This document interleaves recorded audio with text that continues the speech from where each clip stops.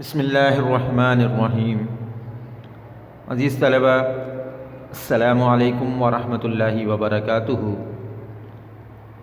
جماعت ہشتم میں اردو کی تدریس کا سلسلہ بذریعہ ویڈیو لنک جاری ہے، اور گزشتہ ویڈیو میں ہم نے سبق مناظر پاکستان کی بلند خوانی مکمل کی، اور ہم نے اس سبق میں پاکستان کے چاروں صوبوں بشمول شمالی علاقہ جات کے اور آزاد کشمیر کے اہم اور تاریخی اور قدرتی مناظر کے بارے میں پڑھا اور جانا۔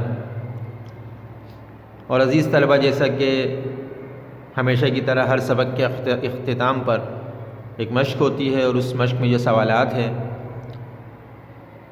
اس کے جوابات ہمیں سبق میں موجود معلومات سے ملتے ہیں۔ ہم نے جتنی توجہ یکسوئی کے ساتھ سبق کو پڑھا اور سمجھا ہوتا ہے، سوالات کے جوابات دینا ہمارے لیے اتنا ہی آسان ہو جاتا ہے، اور اگر توجہ اور یکسوئی نہ ہو تو آسان سوال بھی مشکل بن جاتا ہے۔ اس لیے کہا جاتا ہے کہ سبق کو توجہ اور یکسوئی کے ساتھ پڑھا اور سمجھا جائے۔ خیر، سلسلے کو آگے بڑھاتے ہیں۔ آپ کی کتاب کے صفحہ نمبر 96 یعنی پیج نمبر 96 پہ مشقی سوالات ہیں، ان کو دیکھتے ہیں، ان کے جوابات کو سمجھتے ہیں۔ اپنی کتاب کھول لیجئے، صفحہ نمبر 96۔ صفحہ نمبر 96 پہ پہلا سوال، اس میں 4 جز ہیں، الف، بے، جیم اور دال۔ الف میں پوچھا ہے کہ لفظ منظر کے کیا معنی ہیں۔ بے ہے صوبہ سندھ میں کون کون سے تاریخی مقامات ہیں۔ جیم میں پوچھتے ہیں صوبہ پنجاب میں قدرتی مناظر کی کون کون سی جگہیں ہیں۔ اور دال میں پوچھا ہے پاکستان کے زیر انتظام کشمیر کو کس نام سے پہچانا جاتا ہے۔ یہ 4 سوالات اس میں موجود ہیں، ان کے جوابات بورڈ پہ سمجھتے ہیں۔ آئیے بورڈ کی جانب بڑھتے ہیں۔ الف کا سوال تھا کہ لفظ منظر کے کیا معنی ہیں۔ اس کا جواب اس طرح لکھیں کہ لفظ منظر نظر سے نکلا ہے، اور منظر کی جمع مناظر ہے۔ لفظ منظر کے معنی ہیں دیکھی جانے والی چیز، یعنی وہ چیز جو قابل دید ہو۔ پہلے ہم نے لفظ منظر کی وضاحت کر دی کہ کس لفظ سے نکلا ہے، اور اس کی جمع بھی بتا دی کہ لفظ منظر واحد ہے اور مناظر جمع ہیں۔ پھر اصل بات جو پوچھی گئی کہ لفظ منظر کے معنی کیا ہیں، تو بتایا کہ اس کے معنی ہیں دیکھی جانے والی چیز، یعنی وہ چیز جو قابل دید ہو۔ بے میں پوچھا تھا صوبہ سندھ میں کون کون سے تاریخی مقامات ہیں۔ تاریخی مقامات یعنی ہسٹوریکل پلیس، یعنی جس کا تعلق تاریخ سے ہو۔ ان مقامات کا تعلق تاریخی ورثے سے ہو یا تاریخی کسی معلومات سے ہو جو لوگوں نے بنائے ہوں۔ تو صوبہ سندھ میں ٹھٹا شاہ جہانی مسجد، نوری جام تماچی کا مزار، قلعہ رنی کوٹ، کچا قلعہ، پکا قلعہ اور موئنجو دڑو جیسے اہم اور تاریخی مقامات ہیں۔ اس میں تاریخی مقامات کے بارے میں پوچھا تھا سندھ کے، وہ ہم نے بتا دیے۔ جبکہ تیسرے سوال میں پنجاب کے قدرتی مناظر کے بارے میں پوچھا ہے کہ پنجاب میں قدرتی مناظر کی کون کون سی جگہیں ہیں۔ قدرتی مقامات یا قدرتی مناظر کی جگہ وہ جو قدرت نے تخلیق کی، تو وہ مقامات، وہ جگہیں ہیں جو قدرت نے تخلیق کی، ان کو قدرتی مناظر یا قدرتی مناظر کے مقامات کہیں گے۔ تو اس کا جواب اس طرح لکھیں کہ صوبہ پنجاب میں مری، فورٹ منرو، بھوربن، مٹھن کوٹ اور کالا باغ جیسے علاقے قدرتی مناظر سے بھرپور مقامات ہیں۔ یہ ہم نے قدرتی مناظر سے بھرپور مقامات جو پنجاب سے جن کا تعلق ہے ان کے بارے میں بتایا۔ اور آخری میں پوچھا آسان سوال کہ پاکستان کے زیر انتظام کشمیر کو کس نام سے پہچانا جاتا ہے۔ جیسے ہم نے سبق میں پڑھا تھا کہ پاکستان کہ زیر انتظام کشمیر کو جنت نظیر کے نام سے پہچانا جاتا ہے، یعنی جس کی مثال جنت سے دی جائے، جنت کی مثل جو ہو اس کو۔ اچھا، یہ جو لفظ ہم نے یہاں پڑھا کہ زیر انتظام، پاکستان کے زیر انتظام کشمیر کو، جیسا کہ آپ کے علم میں ہے کہ کشمیر کے 2 حصے ہیں، ایک پاکستان کے زیر انتظام ہے کشمیر، اور ایک مقبوضہ کشمیر ہے جس پہ بھارت نے اپنا جبری تسلط قائم کیا ہوا ہے، اور وہاں کے جو مسلمان ہیں وہ وہاں سے آزادی کی جد و جہد کر رہے ہیں۔ تو اس اعتبار سے جو پاکستان آزاد کشمیر بھی اس کو کہا جاتا ہے، یعنی جو مقبوضہ نہیں ہے وہ آزاد ہے، اور دوسرا مقبوضہ جس پہ بھارتی فوج کا ظالمانہ تسلط قائم ہے اس کو ہم مقبوضہ کشمیر کہتے ہیں، اور جو پاکستان کے زیر انتظام ہے اس کو ہم پاکستان کے زیر انتظام کشمیر یا آزاد کشمیر کہتے ہیں۔ یہ سوال نمبر 1 کے تمام جوابات، سلسلے کو آگے بڑھاتے ہیں، کتاب میں دیکھیں سوال نمبر 2 کیا ہے۔ سوال نمبر 2 ہے کہ سبق کے مطابق درست جواب پر صحیح کا نشان لگائیے، یا آپ صحیح جواب منتخب کریں گے۔ 4 آپشن اس میں موجود ہوتے ہیں اور ان کا پہلے بھی بتایا گیا کہ صحیح جواب وہی ہوتا ہے جس کو سبق میں صحیح بتایا گیا ہو، یا آپ خود کریں گے۔ پہلا ہے اسے صوبہ سندھ کا مری کہا جاتا ہے، حیدرآباد، گورکھل، تھر یا ٹھٹا۔ سبق میں ہم نے پڑھا تھا کس علاقے کو صوبہ سندھ کا مری کہا جاتا ہے، اور یہ انتہائی اہم MCQs کے سوالات ہوتے ہیں جو امتحان میں بھی پوچھے جاتے ہیں، تو اس لیے ان کو اچھی طرح صحیح جواب کا انتخاب کر کے اچھی طرح یاد کریں۔ دوسرا ہے کراچی اس کے پاس واقع ہے، سمندر، صحرا، وادی یا دریائے سندھ۔ آپ کو ہی معلوم ہے کراچی کے پاس کیا موجود ہے یا کراچی کس کے پاس واقع ہے، اس کا جواب صحیح انتخاب کر کے لکھیں گے۔ اور K2 پہاڑ واقع ہے گلگت میں، کشمیر میں، سندھ میں یا خیبر پختونخوا میں۔ سبق میں ہمیں بتایا گیا تھا کہ K2 پہاڑ کہاں واقع ہے۔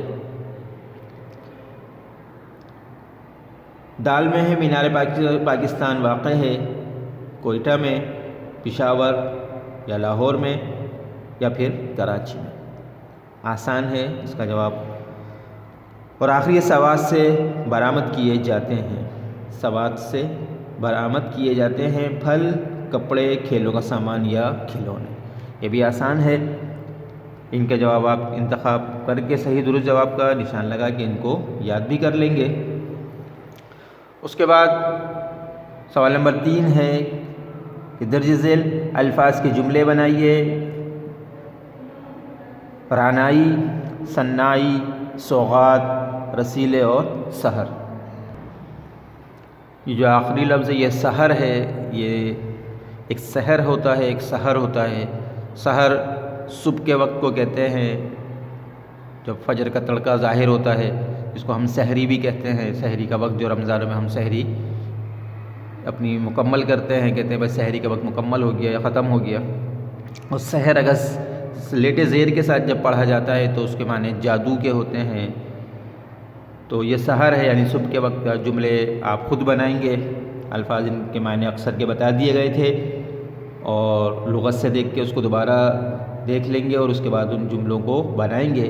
جملے بناتے ہوئے اس بات کا خیال رکھا جاتا ہے کہ لفظ کے جو معنی ہیں وہ استعمال نہیں ہوتے، بلکہ جو لفظ دیا گیا ہے جملے میں وہی لفظ جملے میں لازمی استعمال ہوگا اور صحیح معنوں میں استعمال ہوگا۔ اس طرح یہ آپ کا سوال نمبر 3 جملوں کا جملے آپ آسانی سے خود بنائیں گے۔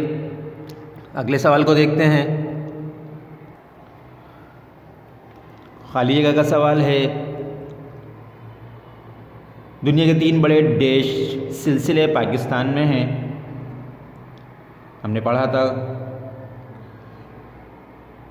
کون سے سلسلوں کے بارے میں بتایا جا رہا ہے، یہ دنیا کے 3 بڑے ڈیش سلسلے پاکستان میں ہیں، ہم نے سبق میں پڑھا تھا۔ اس سبق کو دیکھ کے اس خالی جگہ مکمل کریں گے۔ بے ہے جنت نظیر ڈیش کو کہا جاتا ہے، ابھی ہم نے سوال کو دیکھا ہے، آسانی سے آپ اس کو یاد ہوگا بھی۔ اس کے بعد شاہ جہانی مسجد ڈیش میں ہے، یہ کس صوبے میں ہے یہ وہ بتایا جائے گا۔ جو سبق میں بتایا گیا ہے کہ بھئی یہ فلاں صوبے یا فلاں شہر میں ہے، اس کے اعتبار سے یہاں پہ لکھا جائے گا۔ حیدرآباد کی مشہور جگہ ڈیش ہے، حیدرآباد کے بارے میں جو ہم نے پڑھا تھا کہ وہاں پہ کون کون سی مشہور جگہ کے بارے میں بتایا تھا، اس جگہ کا یہاں پہ نام لکھیں گے۔ حیدرآباد کی جو مشہور جگہ ہے، سندھ کے بارے میں جب بتایا گیا تھا تو وہاں پہ ہمیں یہ معلومات مل جائے گی۔ اور آخری ہے رسیلے پھل میوہ جات ڈیش میں وافر مقدار میں ملتے ہیں، کس شہر کا نام یہاں پہ آئے گا، سبق سے دیکھ کے بتائیں اور وہاں لکھیں گے کہ کس مقام کے بارے میں یہ بات لکھی گئی تھی سبق میں۔ یہ خالی جگہیں بھی آپ سبق سے دیکھ کے مکمل کریں گے۔ اس کے بعد اگلا سوال ہے کہ درج ذیل الفاظ کے مترادف الفاظ لکھیے۔ مترادف الفاظ آپ کو معلوم ہے کہ ہم معنی الفاظ کو کہتے ہیں ایسے الفاظ جو ایک ہی معنی دیتے ہوں، مختلف الفاظ ایک ہی معنی دیتے ہوں ان کو مترادف الفاظ کہتے ہیں۔ مثال ایک سمجھا دیتا ہوں، جیسے کمزور ہے، ہم اگر کمزور کہیں یا ناتواں کہیں تو بات ایک ہی ہوگی۔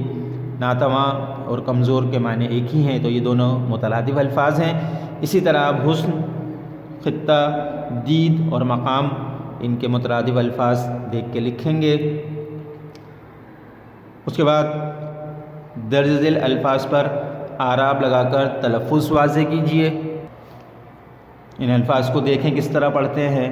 صناعی، صناعی، اعراب آپ کو سمجھ میں آ رہے ہوں گے یقیناً۔ صناعی، مناظر، مناظر، سیاح، سیاح، متنوع، متنوع اور تفریح، تفریح۔ ان پہ اعراب لگا لیں گے۔ اعراب لگانے سے آپ کا تلفظ درست ہو جائے گا، صحیح لفظ ادا کرنا آ جائے گا۔ لغت سے دیکھ لیجئے گا ان کو اگر سمجھ میں نہ آئے۔ اور اس کے بعد سوال نمبر 8 ہے کہ درج ذیل الفاظ کے معنی لغت سے دیکھ کر لکھیے۔ جہاں ہم نے کچھ الفاظ معنی پہلے لکھ لیے تھے اور کچھ باقی ہیں جو ہمیں سوال نمبر 8 کے طور پہ دیے گئے ہیں، یہ لغت سے دیکھ کے آپ خود لکھیں گے۔ زرخیز، رقبہ، بلندی، رعنائی اور شاہکار۔ یہ سوال جو آپ کو سمجھائے گئے خود کرنے کے لیے لغت سے دیکھ کے یا دیگر، وہ آپ خود کریں گے۔ اس طرح یہ سبق مشقی سوالات کے ساتھ مکمل ہوا۔ ڈائری نوٹ فرما لیں کہ اس سبق کے سوال کے جوابات مکمل کریں اور تحریر کریں۔ ڈائری نوٹ فرمائیں۔ سبق مناظر پاکستان کے سوالات کے جوابات تحریر کریں، یہ آپ کی ڈائری ہے۔ اس طرح یہ ہمارا سبق مکمل ہوا۔ دوسری ویڈیو میں انشاءاللہ نئے سبق اور نئی چیزوں کے ساتھ انشاءاللہ دوبارہ ملاقات ہوگی۔ جب تک کے لیے اجازت۔ السلام علیکم ورحمۃ اللہ وبرکاتہ۔